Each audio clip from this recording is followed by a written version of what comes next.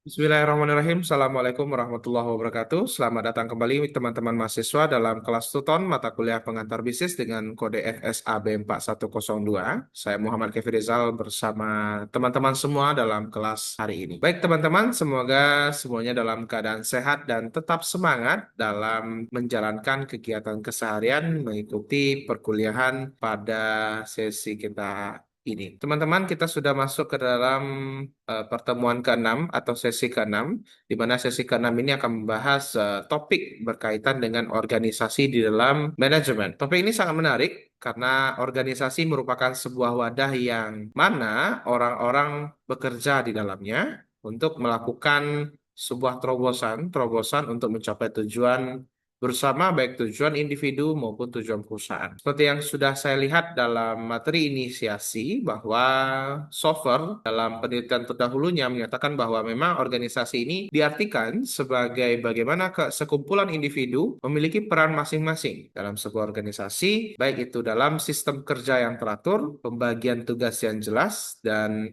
bagaimana hasil tersebut dari sistem kerja yang teratur dan pembagian tugas dapat membuat hasil menjadi lebih optimal. Kemudian dalam hal dunia manajemen yang sudah teman-teman pelajari sejauh ini dalam pengantar bisnis bahwa kita sudah mengenal yang namanya planning, organizing, actuating, dan controlling. Bagaimana organizing sebagai fungsi kedua dari manajemen ini adalah memiliki peran yang tidak kalah penting. Perannya adalah bagaimana manajer selaku induk dari proses operasional perusahaan itu dapat membagi pekerjaan, kemudian bagaimana mereka menetapkan tanggung jawabnya masing-masing dan mengkoordinasikan seluruh aktivitas yang ada di perusahaan supaya perusahaan tersebut memiliki arah yang sama dalam mencapai tujuan mereka. Kemudian bagaimana secara umum proses pengorganisasian yang terdiri atas 5 tahap. Yang pertama adalah bagaimana membagi beban kerja dengan tugas-tugas yang logis tentunya. Kemudian yang kedua adalah mengelompokkan tugas-tugas dan sumber daya manusia sesuai dengan bidangnya. Kemudian yang ketiga adalah menyusun hierarki organisasi agar terlihat ya tanggung jawab masing-masing orang tersebut seperti apa, bertanggung jawab ke siapa, dan apa tugas mereka. Yang kemudian menempatkan orang-orang yang tepat pada posisi yang tepat atau biasa kita kenal dengan istilah the right man on the right place. Kemudian yang terakhir adalah melakukan koordinasi agar seluruh bagian perusahaan bisa bekerja selaras dengan tujuan utama organisasi. Kemudian teman-teman juga akan mengenal kembali atau merefresh kembali terkait dengan fungsi-fungsi manajemen dalam bisnis.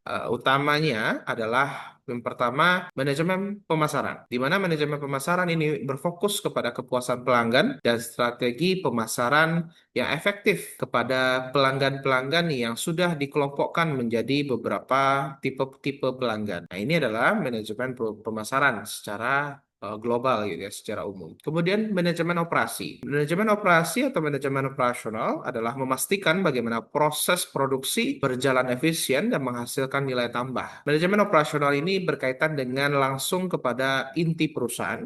Misalnya kalau manajemen operasi pada sebuah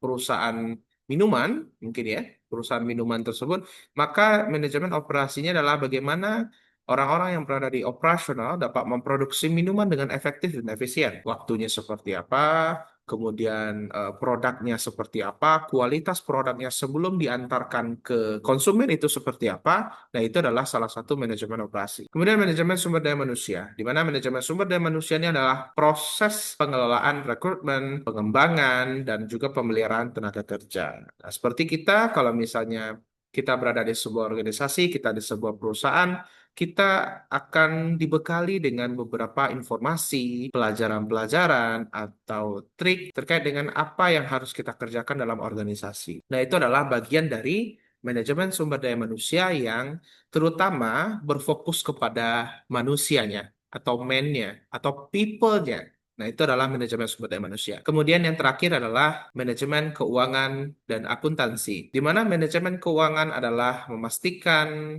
dana, memastikan keuangan perusahaan dapat berjalan sesuai dengan yang sudah diatur sebelumnya, dan laporan keuangan dapat disusun secara akurat karena itu adalah bagian dari pertanggungjawaban pelaksanaan kegiatan. Nah, itu adalah sangat krusial ya. Manajemen keuangan dan akuntansi ini sangat-sangat krusial karena akan menentukan apakah perusahaan ini sehat atau tidak. Nah, itu bagian dari manajemen keuangan dan akuntansi. Dan teman-teman semua, tak bosan-bosannya saya juga mengingatkan bahwa teman-teman ikuti diskusi kita pada sesi ke-6 ini. Rekan-rekan mahasiswa, teman-teman mahasiswa juga sebaiknya untuk membaca serta memahami buku materi pokok atau BMP EKMA 4111 di modul 6, baik itu versi cetak maupun versi digital. Kemudian saya juga terus mengingatkan bahwa jangan lupa untuk membuat teman-teman lebih aktif lagi dalam forum diskusi yang sangat berpengaruh pada penilaian dan juga silakan berpendapat sesuai dengan pemahaman teman-teman dan juga jangan lupa diberikan referensi yang akurat dan kredibel supaya saya juga bisa meng-cross-check lebih jauh bagaimana proses diskusi yang sudah teman-teman sampaikan di dalam forum diskusi. Kemudian berikan pendapat pada teman lain dan aktiflah dalam berbagi pandangan di forum diskusi. Nah, itu sangat saya tekankan kembali kepada teman-teman supaya lebih aktif lagi dalam diskusi dan jangan sampai menunda-nunda proses pelaksanaan memberikan pemahaman di dalam forum diskusi. Dan sebelum mempelajari sesi ini, teman-teman diharapkan untuk dapat menganalisis terlebih dahulu bagaimana soal-soal atau case yang sudah saya sampaikan di dalam forum diskusi dan juga dapat memahami dan menganalisis bagaimana pengertian organisasi, kemudian proses pengorganisasian itu seperti apa, dan bagaimana fungsi-fungsi manajemen dapat dilaksanakan secara mendalam untuk sebuah organisasi. Dan juga saya mengingatkan kepada teman-teman untuk dapat selalu memerhatikan seluruh tanggapan saya selama pelaksanaan forum diskusi, diperlihatkan kembali bagaimana pemahaman teman-teman terhadap sesi yang akan kita bahas pada setiap minggunya atau setiap bulannya. Mungkin hanya itu yang dapat saya sampaikan. Selamat berdiskusi. Semoga pembelajaran kali ini bermanfaat bagi kita semua. Salam hangat. Saya Muhammad Kefir Rizal. Assalamualaikum warahmatullahi wabarakatuh.